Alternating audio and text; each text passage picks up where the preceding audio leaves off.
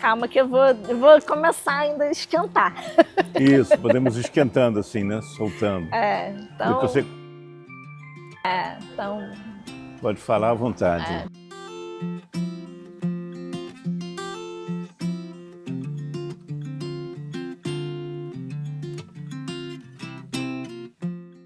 Então, estamos aqui com o Jerônimo e eu gostaria de entender a sua relação com o IAB. Como começou a sua relação com o Instituto dos Arquitetos do Brasil? Foi há muito tempo, Marcela, mas eu nunca esqueci. Eu estava assim, no primeiro ou segundo ano da faculdade, lá na FAU-FRJ. Eram tempos muito difíceis, porque era 1973, 1974, a ditadura militar, tinham colegas que tinham sido presos, não tinha diretório acadêmico ou centro acadêmico na faculdade.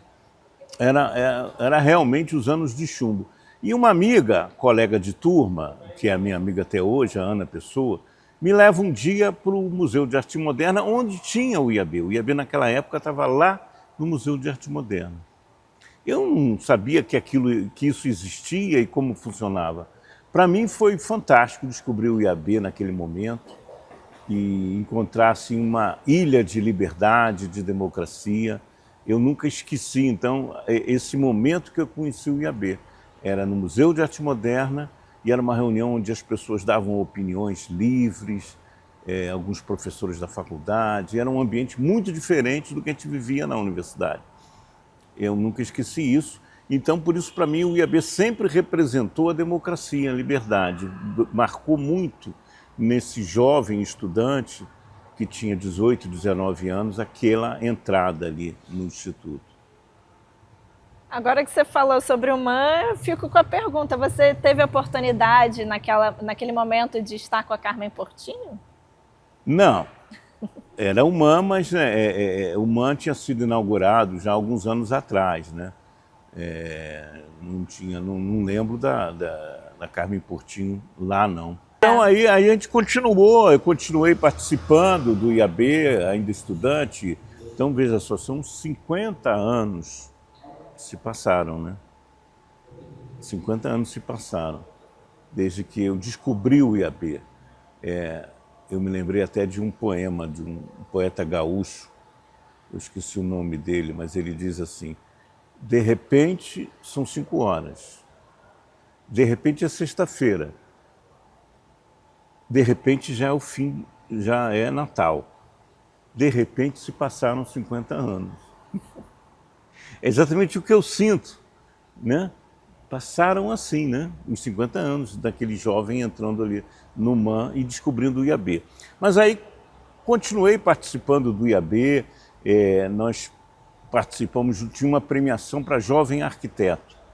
Não era como o Grand Jean de Montigny hoje, mas era um prêmio para arquitetos até 30 anos ou 28 anos, não sei. Então a gente se encaixou nesse grupo, eu já tinha me formado, já um pouco depois, e aí fomos escolhidos aqui no Rio para disputar em São Paulo. Representamos então o Rio lá em São Paulo. Foi muito legal essa premiação. Chamava Arquiteto, Jovem Arquiteto. Eu não lembro do... não, era Prêmio Brasilite Arquiteto. Era uma coisa assim. Quem bancava era uma indústria chamada de telhas, Brasilite, né? Quando eu fui para a Bahia, nos anos 80, trabalhei lá 6 anos no sul da Bahia, em Ilhéus. Continuei aqui contribuindo para o departamento do Rio de Janeiro. Vinha o boleto, eu pagava. Conheci o IAB lá em Salvador, mas mantinha firme a minha participação aqui. Foi nessa época que começa a sede, né? Que o Adir vem e eu lá. Aí vocês aqui trabalharam e construíram a sede, né? Eu fiz essa pequena contribuição.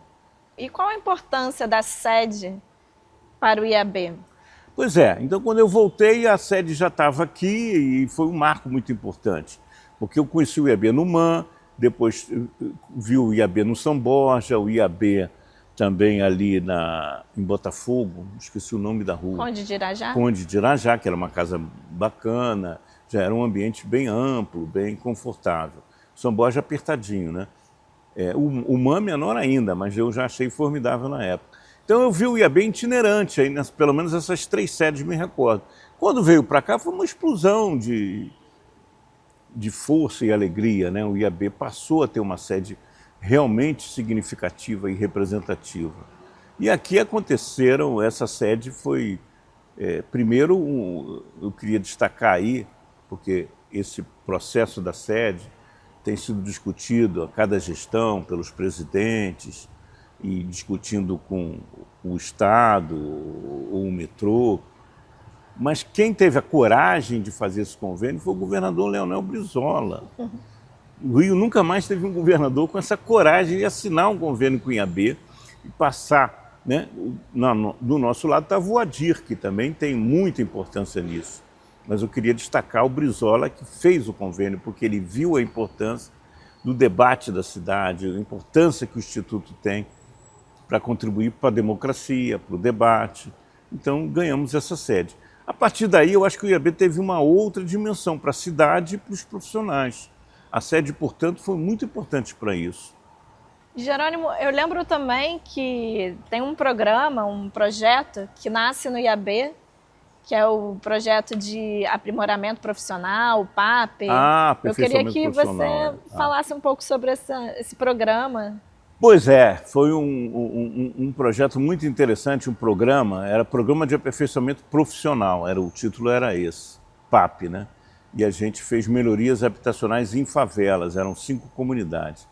Sim, foi um programa piloto, um programa muito pioneiro, hoje se fala muito em ATI, se fala intervenção nas habitações das favelas, e nós fizemos isso há mais de 20 anos atrás aqui no IAB.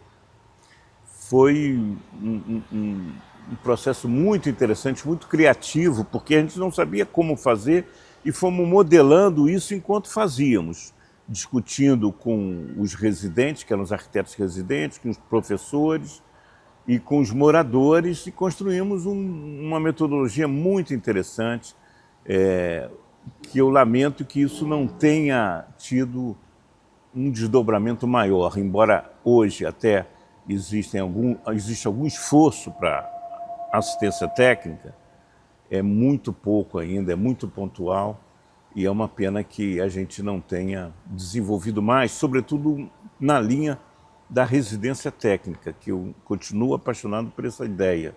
Eu acho que o arquiteto devia fazer uma residência, como fazem os médicos, os farmacêuticos, as enfermeiras.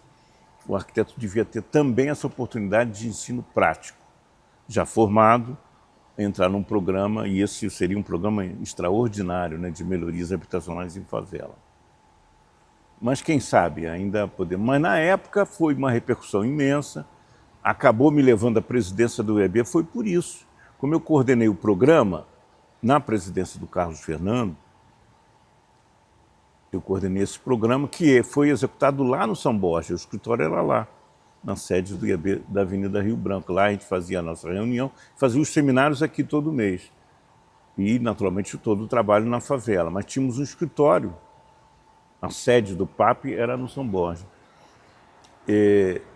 Por causa disso, deu uma repercussão tão grande que eu me senti na obrigação política de levar esse programa para frente. E tentei como presidente, mas aí que eu comecei a ver a dificuldade, porque o programa foi financiado, teve um aporte importante da União Europeia.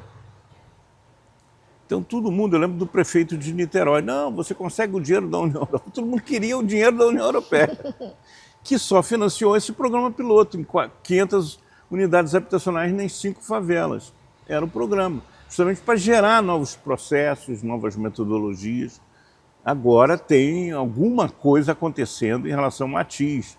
Tem até algumas universidades, o Conselho de Arquitetura tem feito bastante coisa, mas sempre pontuais, né? Infelizmente nunca virou um programa, uma política pública com a intensidade necessária para resolver os problemas de habitação nas favelas. Sim. Mas me levou à presidência do IAB, que foi uma honra muito grande ter dirigido aqui com os colegas da gestão e o conselho, o IAB, nos anos 2004 e 2005. A gente fazia muito evento na sede, a sede tinha bastante movimento de exposições, outros eventos culturais, cursos. Enfim, era uma animação muito grande aqui dentro, que está retornando agora na sua gestão, que eu fico muito feliz com isso. É uma força que a gente tem. O lugar. Passamos pela pandemia, passamos por essa história de reuniões pela internet, reuniões remotas. Agora voltamos ao nosso lugar. E nós, arquitetos, temos que defender o lugar, porque se o lugar desaparece, para que a arquitetura? Para que os arquitetos? Né? É importante entender o lugar, e esse é um lugar dos arquitetos.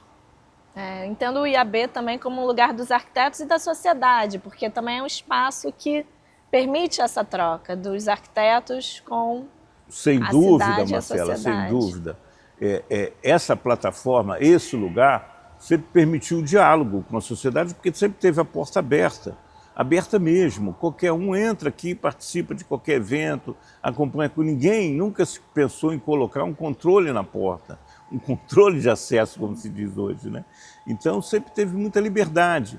E de qualquer maneira, a nossa profissão, seja construindo edificações, fazendo projetos de urbanismo, a nossa profissão é sempre pública, é sempre vista pela cidade. A nossa profissão é a construção da cidade. Então tem sempre um debate público, seja numa edificação, seja numa praça, seja numa rua. O nosso trabalho sempre vai ter esse debate público. Então é importante o Instituto de Arquitetos ter essa relação com a sociedade. Sim.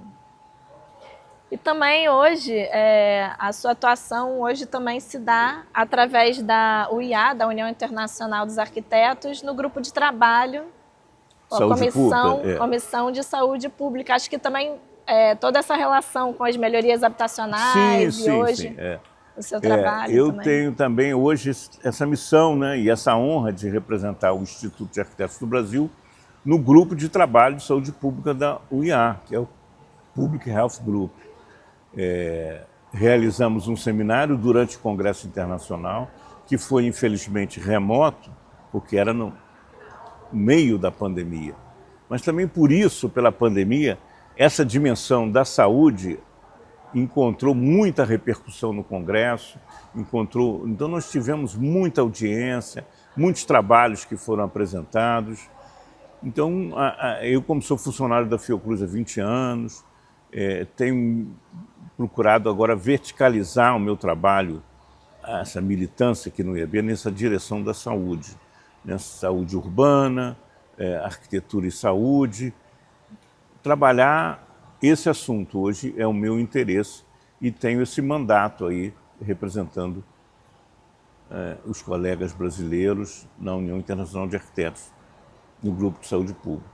Quais são os desafios para o IAB nos próximos anos? Eu acho que o primeiro desafio é viver mais 100 anos. E já viveu 100 anos, nós temos aqui agora as bases para os próximos 100 anos.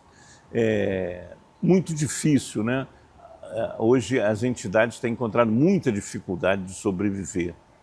Alguns colegas falam, apareceu o CAL está substituindo o IAB. Eu acho que são duas dimensões muito diferentes. Mas, de fato, quando era o CREA, havia uma dicotomia muito clara. O CREA é coisa de engenheiro, o IAB é dos arquitetos. Então, havia uma identidade muito grande dos arquitetos com o IAB. É claro que hoje o Conselho de Arquitetura e Urbanismo representa o arquiteto no sentido da profissão, né? Do exercício da profissão.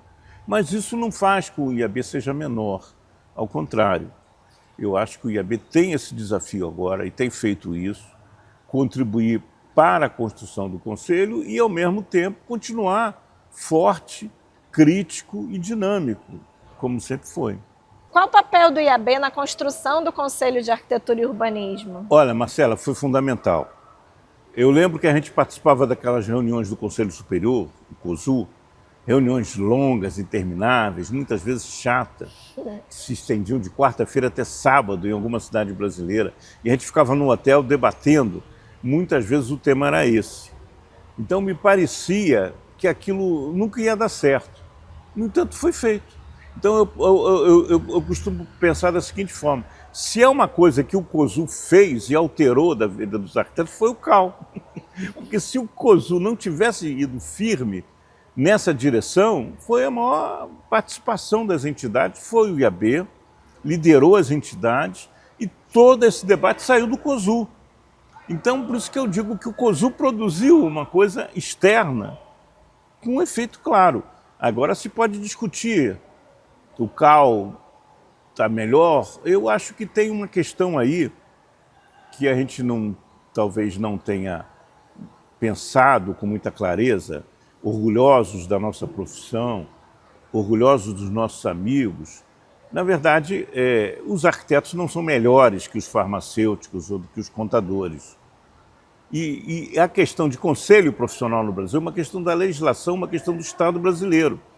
E então a gente se decepcionou um pouco porque o CAL entra nessa legislação profissional do Estado brasileiro, com as limitações da administração pública, com várias questões que a gente não enfrentou devidamente. Mas, de qualquer maneira, é um conselho moderno, é um conselho e que eu penso que tem que ter uma participação maior. Também talvez tenha sido um erro, mas isso pode ser consertado. É preciso uma participação maior das entidades no conselho. Isso foi previsto em lei e muitas vezes que é o colegiado, né, de entidades. Mas isso tem que ser um pouco maior ali dentro. É o meu entendimento. Porque isso vai fazer o conselho crescer, o conselho ter capilaridade na profissão, não ficar isolado em relação aos arquitetos. Então, o papel das entidades nisso, o IAB foi muito importante para construir, as entidades irmãs também, o sindicato, a ASBEA foram fundamentais. Eu lembro que na presidência da Daisy, a gente foi a Brasília, eu lembro do Jaime Lerner, que era então presidente da UIA, um brasileiro que foi presidente da UIA, foi o arquiteto urbanista, né, podemos dizer assim, Jaime Lerner.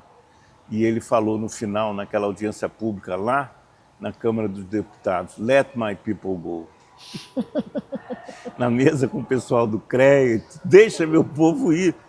Então a gente queria, né, ir para o nosso conselho, fomos.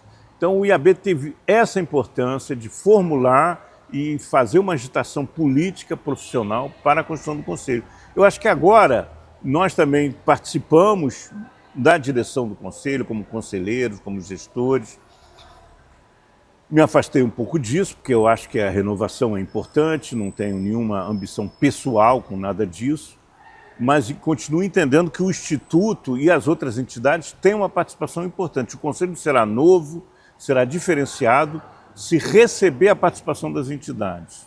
Como você vê essa aproximação hoje do IAB com os jovens arquitetos, com os estudantes, com o futuro da arquitetura? Eu acho que isso já está... Você mesma, Marcela, representa essa renovação no Instituto. Então, a gente já tem uma diretoria jovem, os estudantes sempre foram bem recebidos aqui. Vocês têm feito um trabalho muito interessante com a universidade, sobretudo com a FAO, a FRJ, mas também com outras. As premiações de estudantes que também são... Aliás, as premiações do IAB são muito importantes. A premiação anual do IAB é a premiação mais antiga de arquitetura no Brasil. E teve, assim, sei lá, já 60 edições, eu não sei mais quantos anos. 63 esse 63, ano. Né? Por 63 anos. É a premiação contínua por 63 anos dos arquitetos brasileiros. E aí depois veio a premiação do Arquiteto de Amanhã, que é um pouco mais nova, mas também já é bastante, né? 40 e poucos anos. Então eu acho que aí, eu tive pensando até em sugerir para você, vou sugerir agora. Eu acho que o estudante que apresentar trabalho para o Arquiteto de Amanhã, todos os que apresentarem trabalho, já deviam receber o título de sócio aspirante. Só por isso. Só por ter contribuído aqui para o debate, trazido o seu trabalho. Eles são associados, né? Hoje a premiação chama Arquitetas e Arquitetos do Amanhã. E aí quando eles participam dessa premiação, eles já são associados e também não pagam inscrição. Hoje Isso, já são recebidos. Né? Exato. Não, porque já estão contribuindo com o trabalho. Já são recebidos pelo Instituto. Isso, não precisa de pagar para entrar, ele já entra com o seu trabalho. Né? Exatamente. Então, que ótimo, tá vendo? Vocês já estão fazendo isso. Então essa é a porta de entrada. Vocês também desenvolveram um trabalho muito grande que é o voluntariado, muitos jovens apareceram por aí. Sim. Esse é o futuro. Agora, eu entendo que a profissão está numa crise muito grande hoje. Uhum. a profissão de arquitetura, porque toda essa questão do projeto ter sido dividido em várias etapas, enfim, há um enfraquecimento dessa ideia de planejamento no país, do planejamento urbano, enfim, do projeto de arquitetura. Isso repercutiu muito, de uma forma muito negativa para os arquitetos, né? Então, há uma desvalorização desse trabalho. Mas é um desafio, né? Um dos desafios do IAB é esse, enfrentar essa maré baixa em termos de projeto, de planejamento, né? Mas essa é uma crise que a gente está passando. Em termos de planejamento, o IAB também foi palco de muitas discussões sobre cidade, sobre planejamento. Você participou também do CBA, da organização aqui do Congresso Brasileiro de Arquitetura? Sim, sim. Em 2003 nós participamos ativamente da construção do Congresso no Rio. Foi um congresso muito bem sucedido, magnífico, uma participação muito grande, 5.000 arquitetos, eu não lembro mais, mas era um número assim. Foi muito legal, uma participação intensa de colegas de todo o Brasil, teve participações internacionais. Foi um momento importante, naquele tempo nem tinha o CAL, né? Tivemos um pequeno apoio do CREA e foi muito discutido no Congresso, inclusive essa questão da construção do Conselho próprio de Arquitetura e Urbanismo. Mas muitos outros assuntos. O tema do Congresso era a globalização, em face da globalização. Veja que hoje a globalização está sendo totalmente destruída, né? Justamente pelo Império Americano que construiu isso, né? Agora está em xeque essa questão da globalização. Mas a gente estava pensando como é que íamos enfrentar a globalização. O que significa o IAB para você? Pois eu acabei com me envolvendo bastante, né, com todas essas nossas atividades, desde o PAP, a nossa gestão e muita participação também no Conselho Superior, agora na UIA. Foram 20 e poucos anos. Então, para mim, é uma alegria estar aqui, conhecendo colegas, fazendo amizades e pensando na arquitetura, né? Virou uma atividade que eu não consigo pensar em largar. Já pensei até em comprar um apartamento aqui no Flamengo para ficar mais perto.